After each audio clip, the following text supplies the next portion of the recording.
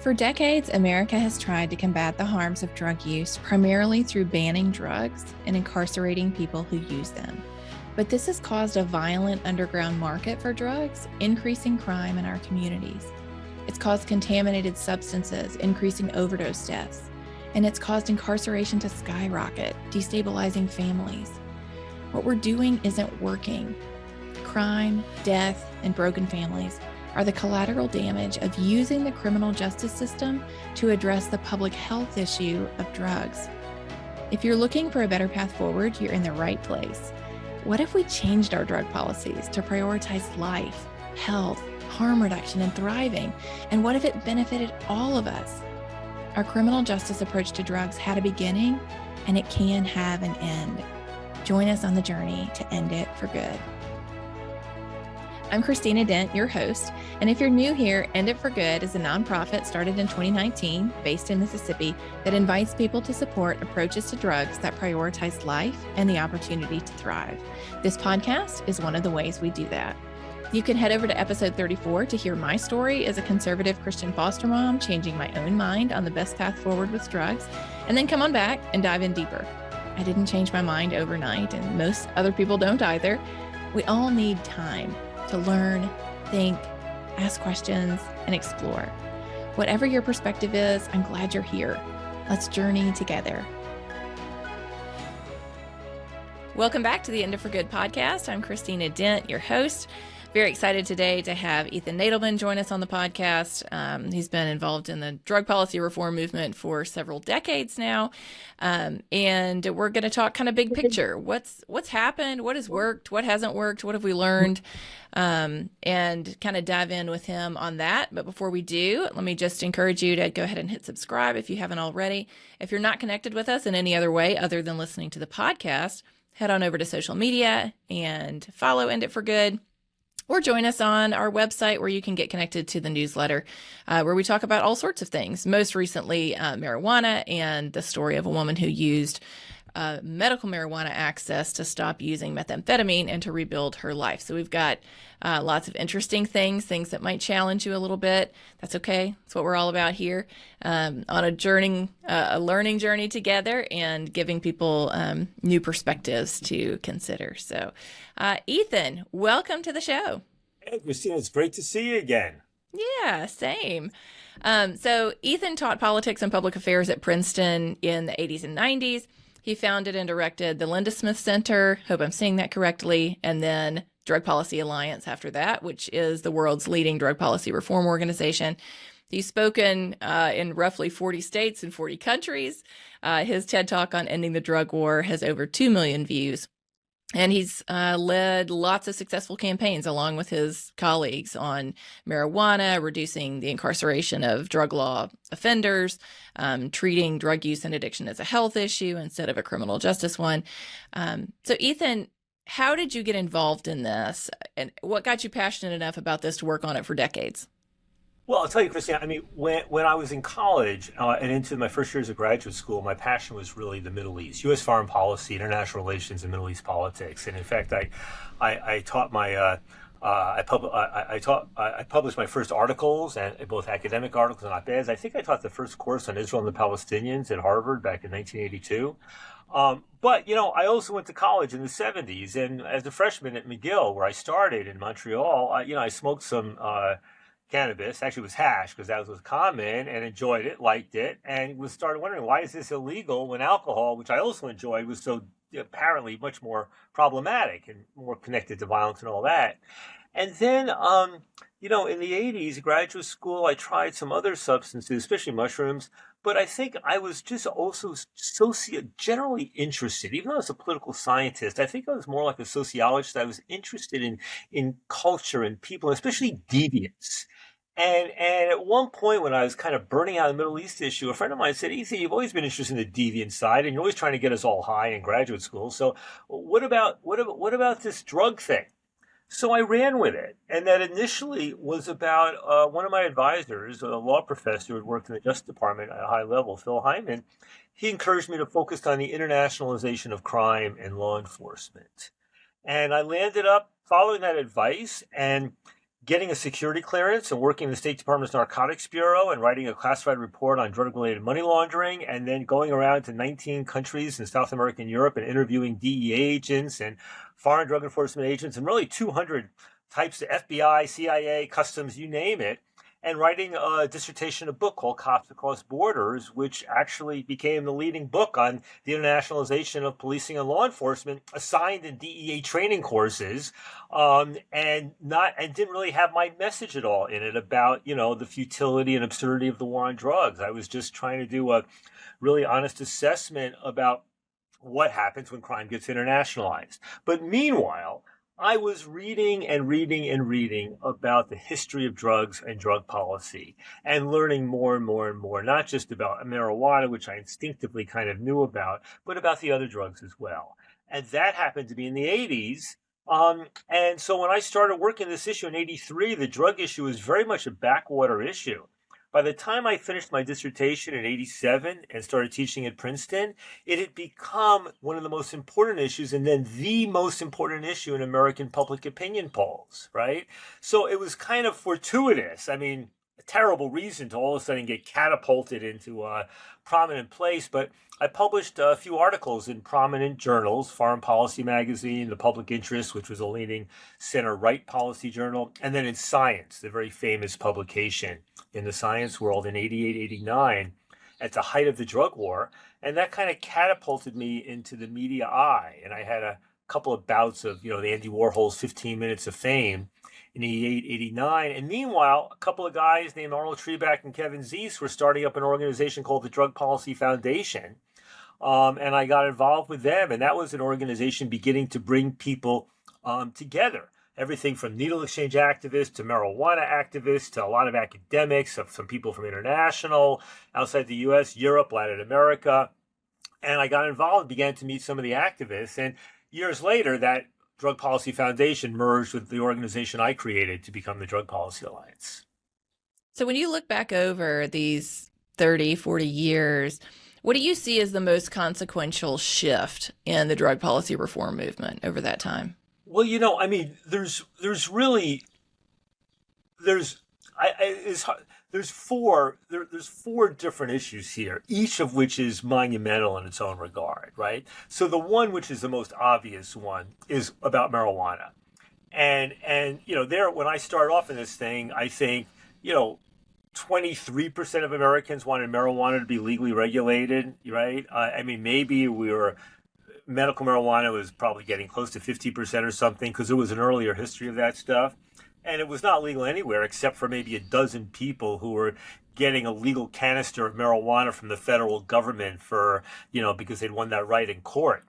And so to move from there to now, when I think half or 26 of all the states now have marijuana fully legal for adults and being legally regulated and taxed, and medical marijuana is legally available in 38 or 40 or even more if you count some minor versions, and 60+% of the American public favors having marijuana be legally regulated. That was a monumental change. And if you ask how and why that happened, the paradox. As I'm writing my memoir now and I'm thinking about how to frame these things, if you ask the paradox, how do you explain the fact that the United States, which was the leading promoter, proselytizer, enforcer of the war on drugs globally for almost 100 years, nonetheless became the leader on legally regulating marijuana, first for medical and then more broadly for adults? The answer, I think, can only be explained by the medical marijuana initiatives, ballot initiatives that we successfully started in California in 96 and one in 6 other states between 98 and 2000 and went on from there, because that transformed the dialogue. We could talk more about that. But in terms of dramatic change, and one that has reduced the number of annual marijuana arrests from around 750,000 a year to under 250,000 a year, and that has resulted, the drug testing industry, which was mostly about this ridiculousness of testing people what they've done on the weekend, not about their performance at work, that's kind of gone. All of the millions but the huge numbers of insulting things that are done to people who might, all of that, that's been a monumental change. If I think about what did the most great in terms of saving lives, well, that was harm reduction. That was our advocacy for needle exchange programs and access to sterile syringes in pharmacies and anything to do to reduce the spread of HIV/AIDS at a point in history when there was no cure or not even effective medication. And it was a tragedy that in America, we allowed 150,000 or more people to die of HIV/AIDS that had been connected with illicit drug use, either the consumers or their lovers or their babies. Whereas other countries kept those numbers remarkably low. But at least in the US, I think it resulted in really saving tens of thousands of lives. So in terms of actual saving of life, that was most significant.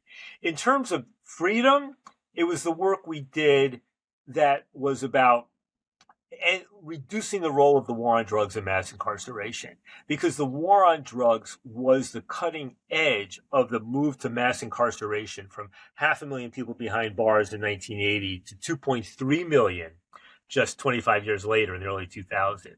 And drug policy reform was the cutting edge of the broader criminal justice reform movement that has brought the overall incarcerated population down from 2.3 million to 1.8 or so, down almost 500,000 people, still too high.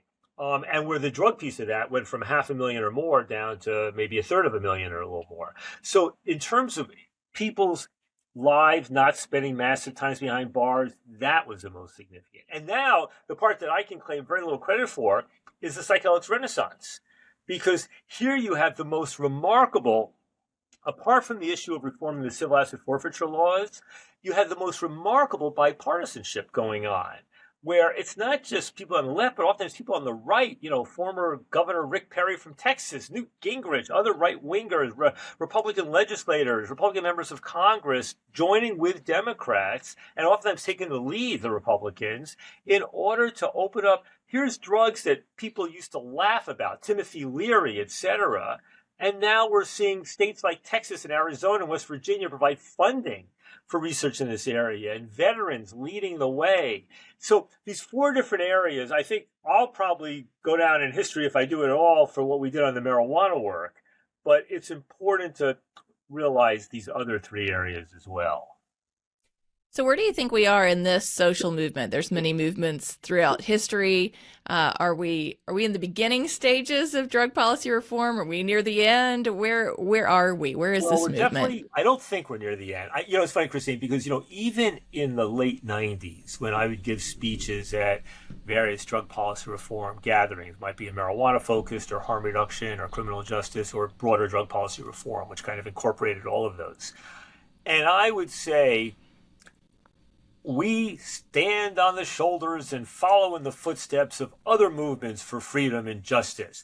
We stand on the shoulders and follow in the footsteps of the movements for gay rights and for civil rights and for women's rights and for the abolition of slavery and the slave trade. In every case, we are confronting powerful vested interests, status quo interests that are racked by fear of what would happen if we treated black people as equal or women as equal, or gay people as equal, right? These sorts of profound fears. And in every case, playing on people's fears around their women and their children, whereas we're saying, calm down, be rational. In fact, that is what I believe. And I would say we are now in the first generation. I mean, there had been this little first generation in the 70s, especially on marijuana, but we are the first generation. And that I look forward to doing what I can while, and then stepping aside and handing the baton off to the next generation.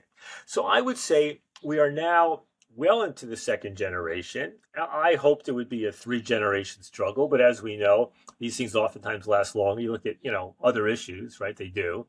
And ours is so multidimensional that we have the problem that when something like, the marijuana reform world was a pivotal part of the broader drug policy reform world. But once you start to legalize, they kind of fade away. The industry, at some point, the pivotal moment was after we won the California legalization initiative in 2016, and a bunch of other ones won in Massachusetts, I think Maine and Nevada. And at that point, virtually all the money I had raised in for all these ballot initiatives, the dozens I did, came from philanthropists from across the political spectrum.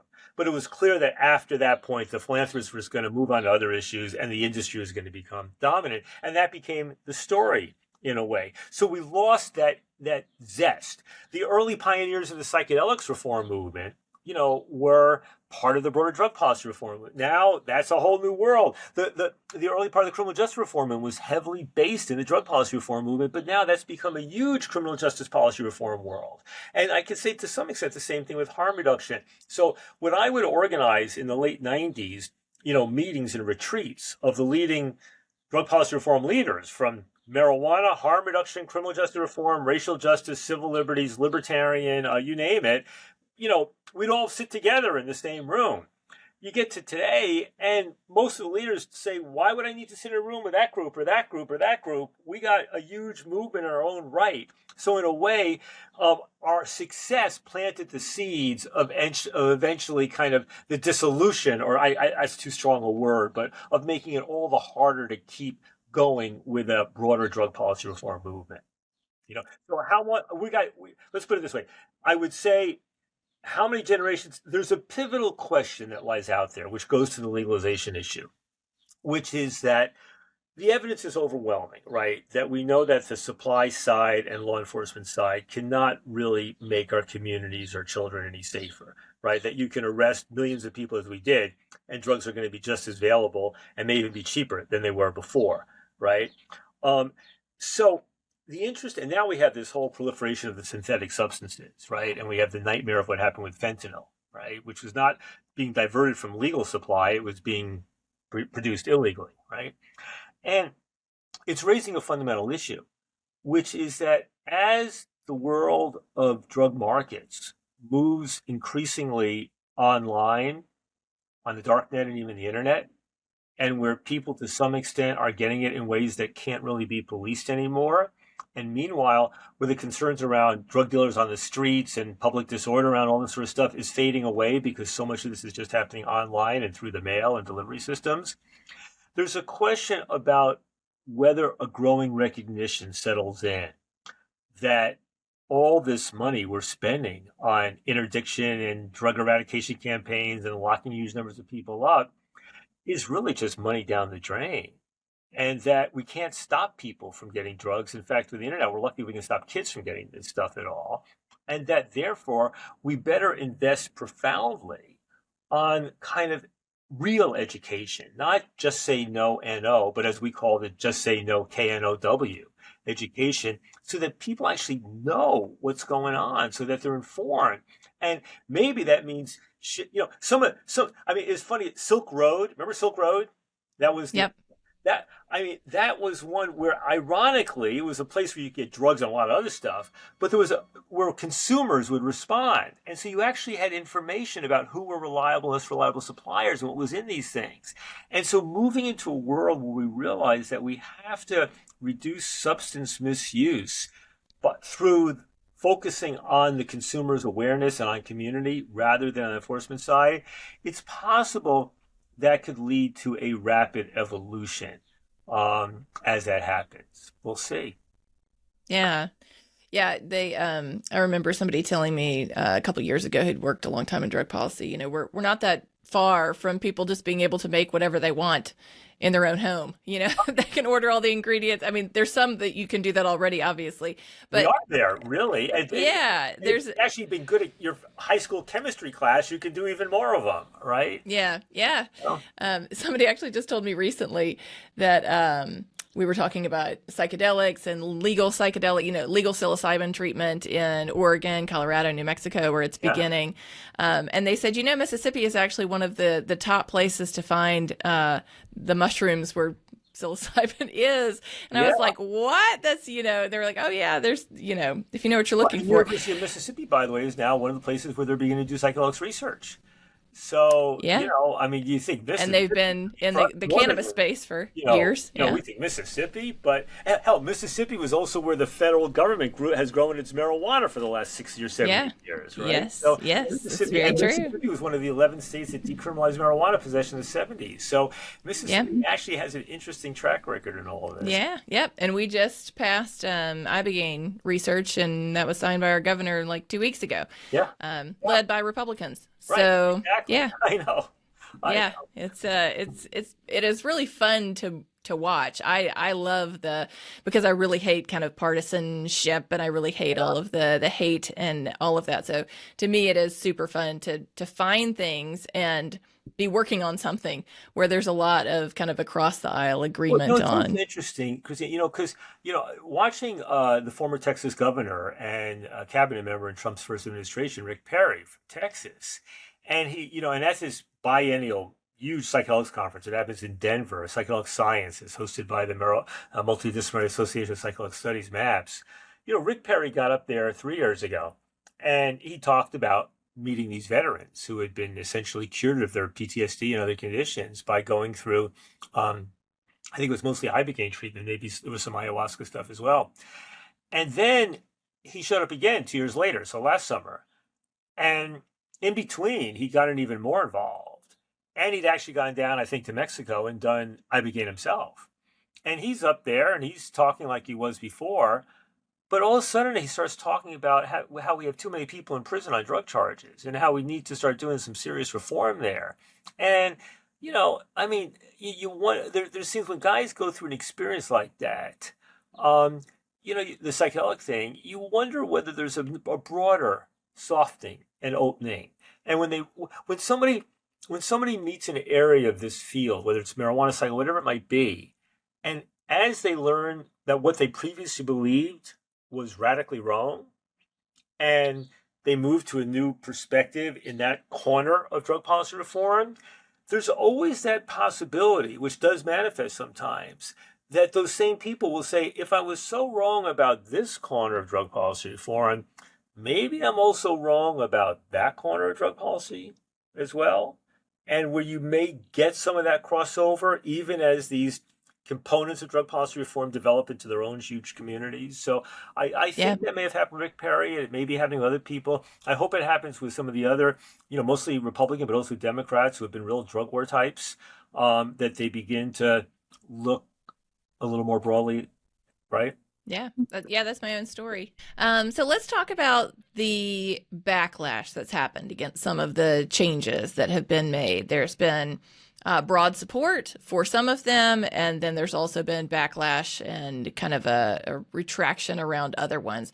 How much of the backlash that we've seen thinking about things like Oregon reversing their decriminalization of drug possession after it was first passed in 2020, how much of that do you think is lessons to learn on policy design versus there's just cultural and political wins that you can, wins, WINDS, like that are happening that you don't have as much control over, and sometimes, there's losses that's part of it.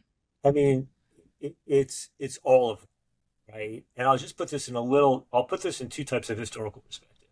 One is that this is, for me, the second moment. I mean, I'm no longer an act. I'm now like retired, right?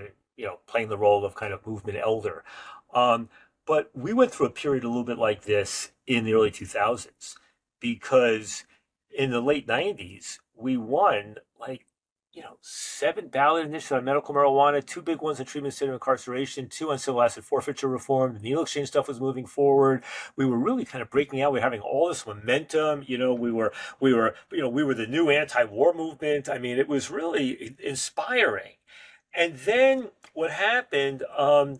First, the election of when George Bush got elected. I was a little bit hopeful because there were people he was appointing to senior positions, including a very, very dear friend of mine, John DiIulio, who he appointed to be his first faith-based czar, but who had cut his teeth on criminal justice and been very pro-drug war, but had swung over to my side over the years. So I was optimistic, but then he appointed as his drug czar somebody who was absolutely atrocious, just a total dyed-in-the-wool drug war type. And then 9/11 happened, and the country went into fear mode and security mode. And in 2002, we lost a couple of really big ballot initiatives. And then I remember going to see this movie. What was it called? It was about the life of Wilberforce, the British abolition leader, called maybe Amazing Grace, I think it was called. And it starts at a point in his life when he'd been leading the movement to end the slave trade the UK and its involvement because it was the center of the slave trade. And he had a lot of success. And then all of a sudden, everything fell apart. Napoleonic Wars started, and this happened, that happened. All of a sudden, he was on the outside. He was despondent, all of this sort of stuff. And the movie is to some extent about his coming back to lead the second wave, right? And what you saw there were external circumstances that made this thing happen, where the pendulum swung backward, and mistakes he had made. So to answer your question directly now, within that context, we look now and, what happened in California, where not drug reform, but the bigger sentencing reform things, the ballot initiative, Prop 47, was kind of rolled back and more lock 'em up approaches. And you look in San Francisco with a mayor who's been, much more, crackdown and things like that. And then, of course, Oregon. And if I look at the Oregon thing, I would say, you know, the one thing was just terrible luck on timing, right? To have that initiative, which won in, what was it, 2020, 2020, I think, is when it passed. Yeah. Same year as the psychedelics reform initiative won there.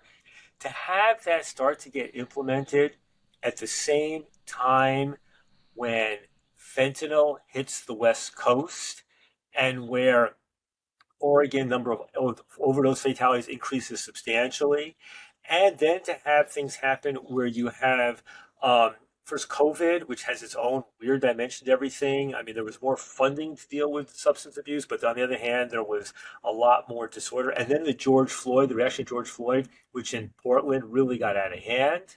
And people really reacted against it, and the police got pissed off. So I think their timing was about as bad as possibly could have happened. I think if that initiative had gone forward 2 or 4 years earlier, it might be better stand. Now, there's also the question, because Drug Policy Alliance under my successors led that effort to get the people in Oregon. But I think even they would say that, when I look at the comparable efforts that happened in Europe in the 90s, which was around harm reduction, they very systematically engaged people in law enforcement and policing and got the buy-in from them. Not just a few figureheads who would sign on board and become part of the ads and all this, but they really went deeper. I mean, there were the hundreds of meetings to say, here's what's going to happen, here's how you'll play a role, this kind of stuff. And so I think there was probably some failure to do that and to frame the issue. They may have also framed it too much as increasing treatment, where in fact it was really about increasing access to services apart from treatment, right? So there were mistakes like that were made. Now, then in the atmosphere of the George Floyd protests, where the police were resigning in mass and feeling incredibly alienated, I mean, that was a whole other variable. So I think we're in that second pendulum swing backward. It hasn't stopped the psychedelic stuff. It hasn't stopped the marijuana stuff. That's still moving forward. You just see Virginia coming on board. Pennsylvania will probably do so soon, a range of other places. But on criminal justice, the sense of disorder that people got concerned about in California, other states, that's been a variable. And once again, things will turn around. On harm reduction, it's been mixed. The Trump administration did not act aggressively against harm reduction its first time around, but it has much more done so the second time around. So that's cut off a lot of funding for services that were really important. But meanwhile, it is institutionalized in a lot of states. It's a range of things. And I also think, this is my own difference with some of the people involved in this movement who are more to the left. I'm kind of centrist, center left in my politics in a way. But the reframing of this issue so much in the language of the progressive movement, the racial justice movement, which was important for bringing in more people from the progressive end and the racial justice end of the country who weren't focused on drug policy, but it had a cost in terms of either alienating or failing to speak to people in the center who were going to be sympathetic to the basic values, but who could not respond to the framing and language that was coming out of a kind of world that wanted to frame it all as progressive and racial justice.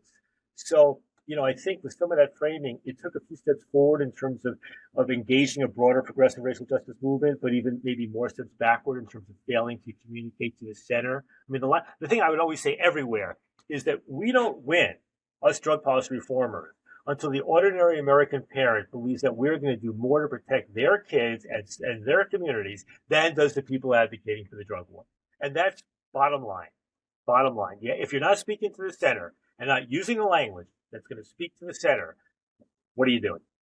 Might Yeah. work in very blue states, or on the other hand, in very red states, but no, you got to speak to the center. Yeah. So I want to know what you think is the biggest hesitation, maybe that you have from having worked on it so long. You've seen implementation, you've seen rollbacks, you've seen wins.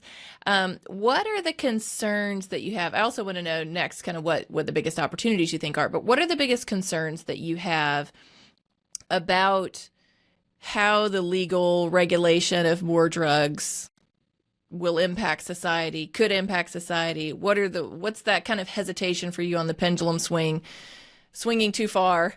What do you want us to be careful of as the movement continues? Well, let me break it. Let me break it into a little bit, some categories here, a little bit. But I think look, on the marijuana issue. When I was out there advocating, we weren't giving a huge amount of thought to what legalization would actually look like. We wanted a responsible public health model. We also wanted some element of, if not reparation, at least no longer, not excluding.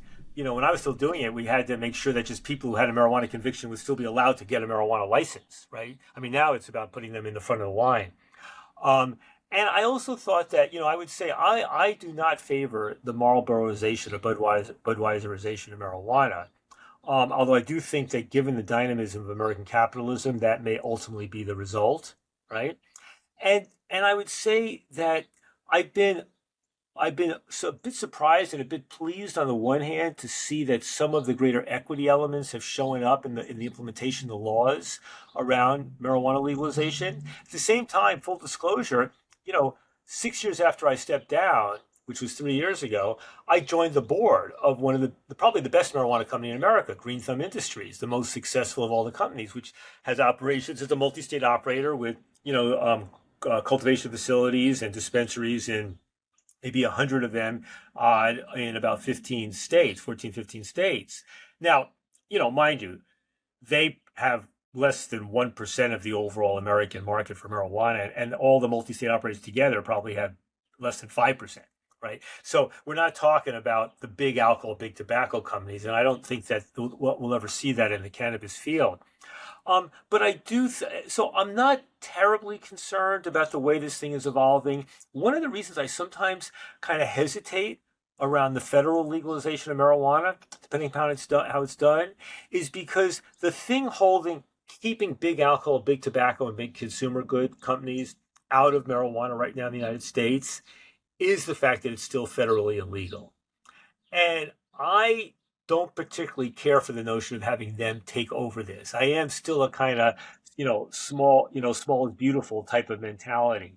And even being on a company which now has $1 billion in sales, or and that would like to get bigger and more successful, I don't think there's any need to become like one of these monoliths that we see in alcohol, tobacco, or consumer goods. So, I'm not profoundly worried about that, but I think it's something to be attentive to keep this balance. On the psychedelics area, where we see the corporatization, the big money coming in is for people who want to invest in psychedelics as medicine. And I see some psychedelic activists being horrified at the powerful role that the big money is playing. But I see some potential harm there. But my view is how they are spending billions of dollars to invest in research that's ultimately going to produce medicines that help people. And not only that, a lot of that work is helping to destigmatize psychedelics. And meanwhile, nothing they're doing is going to prevent people from growing mushrooms in their own basement or obtaining these substances elsewhere. And so long as the people doing the corporate psychedelic stuff don't advocate for arresting people who grow their own or get it outside channels, I don't see it doing a hell of a lot of harm there. So, what I most worry about is my greatest concern, I think, is when we think about the evolution of the food industry. And we look at the way, one could say, what are the three most popular, powerful, addictive drugs known to, humankind? Sugar, fat, salt, sugar, fat, salt, sugar, fat, salt. And we know that the producers of processed foods, have highly sophisticated chemists who understand brain chemistry and are figuring out what proper combinations of those three substances and others most hit the brain, not unlike the way cocaine does, you know? Remember, you walk past in the old days, a Krispy Kreme donut place where they were puffing out the aroma from the donut place, and, you know, your brain, like they hit you with a puff of a crack or something, right? So, and then you see what's happened to diets in America and elsewhere. And you see how we were our human bodies of Americans have been transformed since, you know, 2 generations ago. And with the number of people dying from diet-related stuff, diabetes and other stuff, exceeds the number of people dying from cigarettes now. It's over 500,000, you know what I mean? So that type of corporate power focusing on how we appeal to people's brains. And so the notion of a similar corporate, you know, mega forces doing with psychoactive drugs, or maybe combining with food, that is combining these substances in ways that are maybe don't damage, you know, don't keep you from living a long life, but nonetheless are hooking you in ways that may, now mind you, all of this probably pales beyond what's going on now with social media and now AI, right? Because the power of those things, which we don't call drugs, but having drug-like effects and having addictive dimensions to them. In fact, one reason why we probably haven't seen any rise, or in fact, we're even seeing a fall in adolescent substance use, much to many people's amazement, is because the social media and the other electronic media stuff that's going on is so compelling, and that getting high doesn't necessarily go that well with social media. So that's my biggest concern, that something like that powerful corporate power hooked up with smart chemistry can just start taking advantage of consumers in a ways that is not good for our society. Yeah.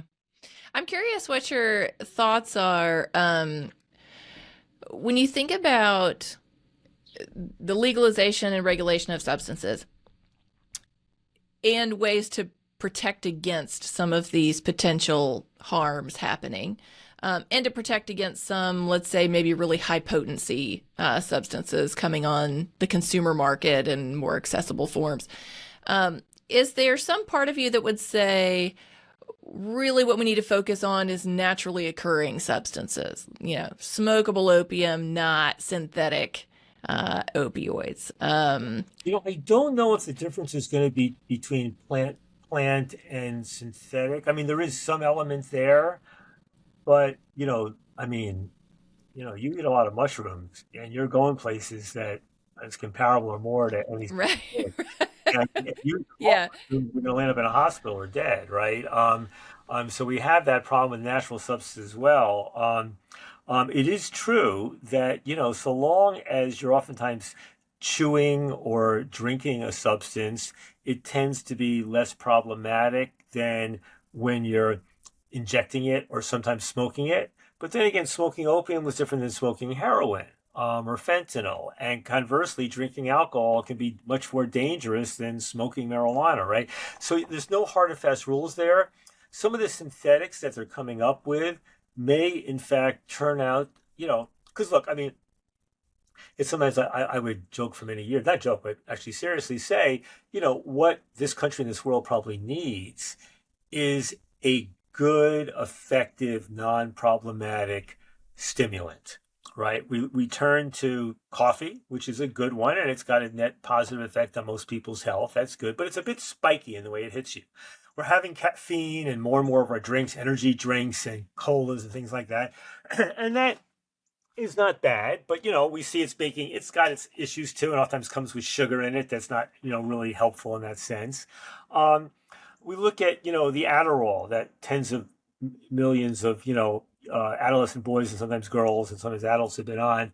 And we know that for some of them, it's a lifesaver. It enables them to focus and sit still and have friends. And for others of them, they shouldn't be on it. It's just, you know, parents or, you know, people, professionals in the field, just not wanting to do the hard work of helping somebody through adolescence through difficult times, right? So we know it's mixed.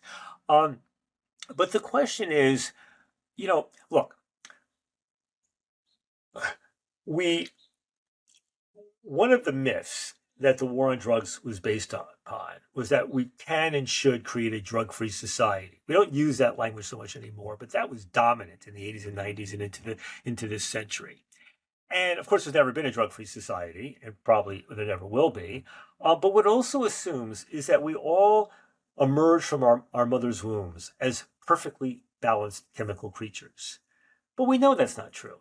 We know now that we have our own internal cannabinoid system, like cannabis, and our own internal opioid systems and other internal systems. And we know that we vary in what systems we're born with. And we also know that as we grow up, our systems can be altered by childhood experience and childhood traumas and things like that, right? Why is it that when some people can take heroin for the first time and it's like, oh my God, this is the first time I ever felt normal. And other people can take it and see God. And other people take it and they throw up and go, why would you ever take that? Or they hate it. They don't like it. And part of that is about our internal wiring. So to some extent, what we're always managing here is, and this is one of the, as I'm working on my memoir and I'm kind of working out some of these formulations, part of what we do is we're always trying to manage the interaction between our internal chemistry, what's going on in here, our brains and our bodies, and how we're wired from birth or from adolescence or what have you, and the external chemistries, the plants and substances, both natural and otherwise, that are out there. And that to some extent, what we're also trying to do as societies is managing the relationship between our internal chemistries as a community or society and the external communities, the broader worlds, all this sort of stuff. And so the question becomes is how do we manage these things in the ways that create the least possible harm and in some cases the greatest possible benefit. And I think that's just an evolving journey on this sort of stuff. So it could well be the case, you take a substance, a purely synthetic substance like MDMA, and it has been such a major net positive for human society because of its entheogenic, its heart-opening aspects. There's a reason why it was first known as the couples therapy drug, right? I mean, it's remarkable in that regard. And I think it's not a psychedelic. You look at the psychedelics, I think it's been a real net benefit. I think marijuana has been more downsides, but still a big net benefit for society. Other substances are much trickier. And so, and then, you take we're not a culture that tends to, we're not a nation of gardeners. It's not like we're going to be growing poppies in our own backyard. It's not like we're going to be doing our coca plants in our own greenhouses, right? We want to go easy. One reason why marijuana legalization, right now the whole marijuana market is segmented in three areas. There's the legally regulated market, which is pretty seriously regulated. Then there's the whole illicit market, which is entirely unregulated. And then there's the hemp-derived product market, which is booming in the South, and not particularly well regulated. And then you go to Minnesota, where it's incredibly well regulated. And then Congress says, let's ban the whole thing because they're idiots, and we don't know what they're going to do next. But I think it's going to eventually evolve towards legally regulated, where people can grow their own, just like people can make their own beer in the backyard, or maybe, I think we'll move because people mostly want to get things in stores. Or maybe they go to the farmer's market or something, right? So I think the notion, Andy Weil, who's kind of the leading guru of integrative medicine, combining of Western Eastern medicine, before he became that leading figure in the 90s and aughts, he wrote some of the best books about drugs. And the first one is called The Natural Mind, which is a classic published 50 years ago, 1970, about how and why people use drugs. And he argued very strongly for what you were suggesting, for focusing on the plant substances and the ways they're being consumed and the rituals around that. And so I think, at least in theory, and in terms from what we know of human experience around the world, that's a very good thing. But can we really be that society? Yeah. Where do you think the biggest opportunities are for the movement over the next 5, 10, 20 years? Well, I'll tell you, Christina, the issue that I was involved in a little bit when I was still running Drug Policy Alliance, but which I have become passionate about since I stepped down in 2017, it's the issue of how we deal with tobacco and nicotine and the issue of tobacco harm reduction and applying the same harm reduction principles to tobacco and nicotine as we did with the illicit drugs. And it turns out that the case for harm reduction is as or more powerful with tobacco and nicotine than it is with any of the other drugs out there. Because nicotine is not that dangerous a drug. It can easily make you addicted or dependent. But you can take nicotine and live to be 100. There's a slight cardiovascular thing, but it's not really connected with cancer. maybe tiny bit with heart disease, but minimal compared to many other things that we commonly consume in our lives, right? What kills people is smoking it in the form of tobacco. It's the combustion. It's the burnt particle matter, right? When you consume nicotine, not in a cigarette that's burning, but in an e-cigarette where they're heating up the nicotine so you can inhale and get the drug input, but you're not burning anything, you reduce the harm of that cigarette by someplace like 85%. Could be a little more, Yeah. a little less, depends on the nature of the thing. When you consume nicotine in the form of one of these pouches that are now become popular, Zyn and On and Snus, you're cutting the problem down to by 95% or something, right? I mean, you now have in Sweden, which was the first one to bring these things in, it was called Snus. They brought it in to help smokers stop, and it was very successful in bringing Sweden's smoking rate down to the lowest in the world. But you now have a whole generation of young people who never smoked, but started using Snus, this pouch, nicotine pouch, and have been doing so, some of them, for 20 or 30 years. So you can compare people who never smoked but used Snus for a long time with people who've never done any nicotine. And you don't see any health differences in their health, right? So I think that here we have, around the world, 1 billion plus smokers and 7 to 8 million people dying each year of smoking-related disease. In the United States, we're down to around maybe 11% of the population still smoking, but you're still talking about a good 30 million people still smoking pretty regularly, right? And that's no longer part of the educated world, educated middle class or upper class, right? It's people, it's veterans, it's, people, especially people with mental illness, it's, lower income working people, especially white, it's LGBTQ, and it's also active drug users, people who are involved with, illicit drugs. But we still have 500,000 people dying each year of smoking-related disabilities. And if we could snap our fingers and go from a world where we have over 1 billion people smoking and maybe 100 million people doing non-combustible nicotine, and reduce that billion one, down to 1 or 200 million people who are still smoking, and meanwhile the number of people taking nicotine in a non-combustible form went up not just to 1 billion, but maybe even 2 billion, Yeah. it still represent one of the greatest advances in public health in human history, right? And now everybody freaked out when Juul became so immensely popular among teenagers back about 5, 6 years ago. Now they should know that in fact, its popularity has fallen dramatically. And all the people who stood up and started yelling and screaming about Juul claim credit. But we know from looking at the history of marijuana or other things that oftentimes all the yelling and screaming and crackdowns on the other side actually play very little role, that these things sometimes go in and out of fashion, right? Meanwhile, nobody wants their teenagers vaping, but the health risks to most teenagers from vaping are not that huge. Meanwhile, the benefits for an adult over the age of 40 who's been smoking a lot of switching could save them many years of life.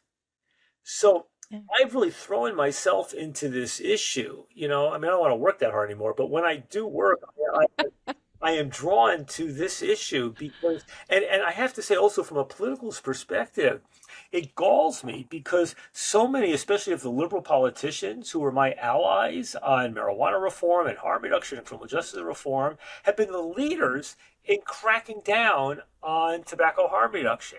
Whereas the Republicans have been more mixed. Sometimes it's because they care about his harm reduction, sometimes because of industry influence or what have you. But I think in terms of saving lives and adding years of health and whatever to people, I think that tobacco harm reduction, and I'm also worried, by the way, that there are some people who favor tobacco harm reduction, but they still want to criminalize cigarettes, or they want to reduce the nicotine in cigarettes so much that a cigarette's not really a cigarette anymore. And my fear is if you push on it's all well and good to be taxing the hell out of cigarettes and restricting where it can be used and all sorts of health warnings and all that sort of stuff. And, the adolescent use of cigarettes is probably down below 1% now. And some of that decline is because of e-cigarettes that came in and became an alternative. But my fear is if you really move towards prohibiting cigarettes, which some countries are now doing, they're saying that anybody born after the year 2010 or whatever can never legally buy a cigarette. I think you are inviting in the potential for a black market, an illicit market in cigarettes that could one day rival in magnitude and violence and crime and corruption and racial injustice what's happened with the illicit drugs today. So, I say I'll be damned if I'm going to my deathbed having played a significant role in legalizing marijuana and other drug policy reform, only to see a whole new war on drugs emerge with mass incarceration and new police agencies, the TEA, the Tobacco Enforcement Administration, new drug testing for people when they have nicotine in their systems. I mean, God forbid we head in that direction, but we are planting the seeds to head in that direction, and I hope that the science and sensibility can prevail and prevent this. Yeah, I want to go back to one thing that you said during that to be sure that people caught that. So when you were saying, okay, let's say that there's your point was, even if we have more people using e-cigarettes or other forms of tobacco harm reduction than are smoking, even if this kind of shift leads to more people using those, if that has been in part because so many fewer people are using cigarettes, that's a massive net health benefit. Which is important to make the point, because so many. I'm sorry, go ahead.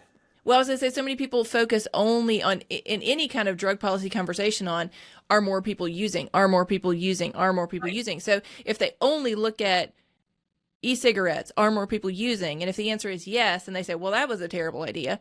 Well, you can't do that. You have to look at everything. Criteria. You give me a world between 1 million people using street heroin or fentanyl of unknown potency and purity, buying on the black market, inflated prices from people who are real criminals having to steal, support their habit, using, or a world of 2 million or even 3 million people using heroin legally, getting it at known potency and known purity from a clinic or from a pharmacy, right? Not buying from the streets, buying it at, modest prices or what have you. And since most people don't know this, but if you ask people, what will heroin do to my body, an opioid, right? Alcohol, if I take too much of it, I'll cause cirrhosis liver or heart problems. If I smoke cigarettes too much, I'll get lung cancer, heart disease, whatever. If I fall in love with cocaine, I could have a heart attack, or other sorts of things could happen to me, right? And then you say, well, what about heroin? And a doctor will say, well, to tell you the truth, as soon as heroin enters the body, it becomes morphine. In fact, its scientific name is diamorphine. And in fact, if you have a clean, reliable supply of pharmaceutical heroin, and you're not playing around with the dosing, so you're basically taking the same amount every day, well, you could live to be 100 years old, and you could drive a car and have a family and hold a job and be more or less indistinguishable from other people. You might be a little less sensitive to emotional and physical pain, but probably the worst effect on your physical body will be constipation. Now, most people don't know that, but that in fact is what the science says, right? So the notion, and not only that, it's also important to distinguish between my definition of addiction is addiction equals dependence plus problems, right? So you can be dependent on a drug, but not addicted. I could be a diabetic who needs my insulin. I could be a former heroin addict who needs my methadone. I could be somebody who takes a statin or a thing for my heart or whatever every day. And if I don't have it, I'm in trouble. Right? I'm in trouble. Or I may feel terrible or get craving or whatever it might be. But if I have it, I'm like indistinguishable from anybody else. And it doesn't matter why I started taking it, whether I'm a former addict or somebody who got diabetes, right? Now, it's also true that you can have a problem with a drug, but not be addicted. You could be somebody who only drinks on weekends or only uses cocaine on weekends, but when you do some really stupid stuff. Right, you go out, you get violent with your family, you get reckless behind the wheel of a car, but you're not addicted in the sense that you're not using it every day, you're not dependent on it. So my definition of addiction is addiction equals dependence plus problems, and the problems can be of two sorts. One is in the nature of the substance and the way it's consumed. So are you consuming that substance in a pure legal pharmaceutical form? Or are you using it with dirty needles? Or are you smoking it in ways that are going to cause problems to your body? The other type of problems are the problems that are created by the public policy itself. If that substance causes you to spend so much money on it because it's illegal, and you're not spending that same money on taking care of your family or yourself, well, that's a problem, right? If that substance can only be obtained on the streets or illegally from criminals, well, that's a problem. If you risk going to prison for that, it's a problem. Well, those problems are not inherent to the substance, they're part of the policy, right? So when you think about addiction equals dependence plus problems, the more having a higher level of dependence, like take the issue, what would happen? And I remember there was a student once who did this at university. What would happen if we banned coffee or if we banned caffeine? I mean, first of all, the whole society would slow down in a huge way. I mean, people would have Yeah. splitting headaches from their withdrawal symptoms, right? People, and I mean, we'd be missing all sorts of things. Now, of course, people would want to supply that coffee illegally, so coffee would begin to become more and more and more Mm. expensive, and we'd Yep. probably start to consume caffeine in more and more potent forms, right? Because we want to get the biggest bang for the buck for that expensive caffeine, right? And maybe we start to get into things like injecting caffeine because that would be a new, you know what I mean? I mean, you can see prohibition transforms the nature of not just markets, but the way people consume substances, right? So Yeah. when you think about that, I mean, I'll also give you a very rough analogy. Compare, and I don't know the exact numbers here, I should look them up, but compare the world of American automobiles in 1960, when people were not wearing seatbelts, when internals of cars were made out of metals and sharp objects, where roads were not as well designed, where windows were not designed for how they, when you got into an accident, all of these things. Now compare a world of 100 million people or 100 million cars in the 1960s with 200 million cars today. Which one's going to result in greater loss of life and injury to the occupants of those cars, and maybe even to pedestrians? I'm almost betting, I'm almost certain the numbers show that we're going to have dramatically fewer fatalities today with safer cars than we did with half as many drivers, half as many cars 50, 60 years ago, because we've engaged in harm reduction vis-a-vis the main mode of transportation. So that's the idea that focusing, the other way I used to frame this was that I remember in, when was it, 1996, Bob Dole, Bill Clinton was running for re-election, and Bob Dole was challenging him. He tried to pick on the drug issue.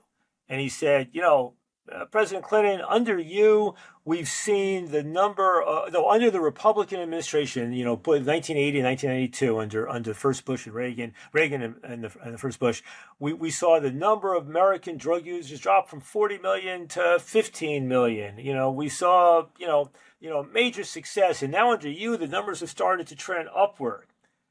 And Clinton kind of accepted that criteria and my response to that is, oh, wait a second. In 1980, right, there may have been more drug users, but in 1980, there was no such thing as crack cocaine. But by the early 90s, we had been swept over by crack cocaine, a far more dangerous substance. So the number of cocaine users had fallen dramatically, but those who were using cocaine were dramatically worse off. 1980, nobody heard of drug like HIV and AIDS. But by 1992, we had 100,000 people who were infected, et cetera. 1980, we had 50,000 people behind bars, but by 1996, we had hundreds of thousands of people behind bars. 1980, we were spending $1 billion on the drug war. By the 1990s, we were spending tens of billions of dollars on the drug war. So the criteria of success or failure are pivotally important, right? It's and I think that's what it's about. It's not the number of something; it's the consequences, the negative and positive consequences of that. That's most important. And so sometimes, some people have argued, well, the more people drink, the more alcohol problems you have. So that it's actually the lines line up in that same way. I don't know if that's true across all societies, but we do know. Like you look even at cigarettes, even back in the day when I was a kid, most people who smoked were smoking a pack a day or more. Now, a huge percentage of all smokers are what are called chippers, people who will have a cigarette at a party or maybe one at the end of the night or something like that. It makes a huge difference for public health. It's not the numbers, it's how are people and what are the consequences of that. It's a great place for us to wrap up. This has been a great conversation, lots of things for people to think about. And I love your perspective of just having seen this movement and And you bringing up the issue of tobacco, because I don't think most people think about that. We're so used to the number of people who die from smoking related causes. It's just kind of part of life. We have kind of come to expect, and yet we have tools now that can save lives at incredible rates. But so often those tools have been misunderstood and demonized, and now we're on this trajectory where we could end up with worse problems with tobacco if we begin going down the road of prohibition. We have to with accept, cigarettes. we're so used to the fact that, any kind of positive intervention should come from the government, from the public health establishment. Well, in fact, the tobacco harm reduction devices basically initially came out of either China or they came out of Americans kind of innovating. Now you have big tobacco has taken over a fair bit of this.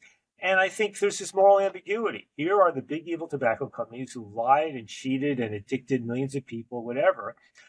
And now you have these companies, which on the one hand are still selling and promoting their cancer sticks, and on the other hand are now selling these forms of nicotine in much less dangerous forms. And I was just at a meeting, a thing of Philip Morris International in their U.S. branch. Philip Morris International now, they've been the leader among all the companies. They are now, I think, this year, half of all their profits, I think, of sales, I can't remember which one it is going to come from not from cigarettes, but from nicotine in other forms. Other companies are lagging behind, but what you actually see is that these companies are getting increasingly serious about putting their cigarette business out of business, at least in the developed parts of the world. We'll see what they do in the less developed parts of the world. So, they are morally ambiguous agents, but, I'm meeting people now who worked at the FDA on tobacco control, and who quit and went to work for big tobacco companies. And their reason was because I can save more lives working for big tobacco than I can working for the FDA or the CDC or the Heart Association or the Lung Association, all of which have these rabidly anti-harm reduction policies that are not grounded, in the science.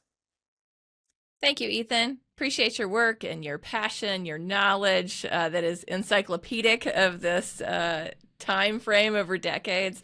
Really great to have you today, and excited to see your memoir as you finish that and work on tobacco harm reduction and the other things you do in your not so quiet retirement. Okay, good. Listen, and I so much admire, from when we first met and just seeing what you've done, you meet a lot of people who want to get something going, but you've stuck with it and you've really built something and you've engaged in the process of learning. I look at the diversity of issues you're dealing with as an organization, from trying to help people struggling with addiction to dealing with issues around cannabis and kratom and psychedelics and you name it. So you're really building a really across the board, full-fledged drug policy reform organization that's proving effective and appealing to basic, core, decent human values. So I just admire so much. Thank you. Happy to help however I can. Appreciate it. We have a pretty awesome team working on this, so I'm excited to be part of that. Thanks for listening today to the End It for Good podcast. Join us next time, and we'll have more great discussion, more things to get you thinking. So how do we shift our drug policies from a criminal justice approach to a public health approach? By inviting one person at a time to change their mind. Changed minds are the catalyst to changed laws. But many people are only willing to have this conversation when they're invited to by someone that they trust. That's you. Invite your friends, coworkers, other people in your circle of influence to consider a better way. At End It for Good, our hope is that people who hear will become people who tell. Start a conversation and join the movement to end it for good.